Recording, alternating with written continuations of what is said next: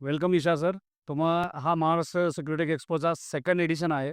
तुम्हाला महासिक्युरिटी एक्सपोचा हा दुसरा अनुभव कसा वाटतो? दुसरा अनुभव पहिल्यापेक्षा अजून चांगला होता. ॲक्चुअली तर जे आपण सगळं व्यवस्थितपणे पार पाडलेलं आहे आणि नवीन-नवीन जे कस्टमर्स जे आम्ही रीच केलेले आहेत जास्त अजून.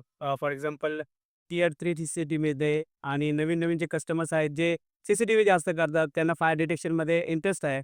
त्यांना आम्ही बऱ्यापैकी त्यांच्यापर्यंत पोहोचू शकलो आणि ते एक चांगला एक्सपिरियन्स आहे आमच्यासाठी आणि रीच त्याच्यामुळे जास्त वाटते. आतापर्यंत तुम्ही जे एक्सपो केला ते टायर मेट्रो सिटीत केलाय.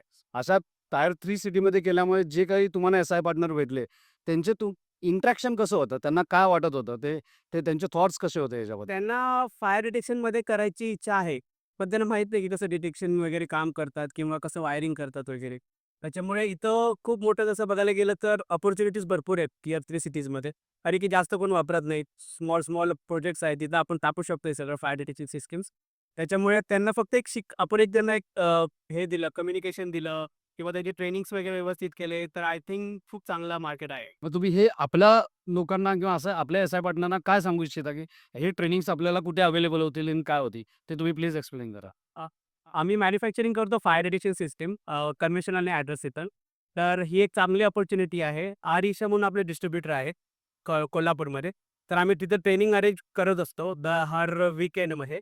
तर जसंही तुम्हाला जशी वेळ असेल किंवा तुम्ही कॉन्टॅक्ट करू शकता आणि इथं नक्की तुम्ही येऊन अनुभव घेऊ शकता ट्रेनिंगचा वगैरे.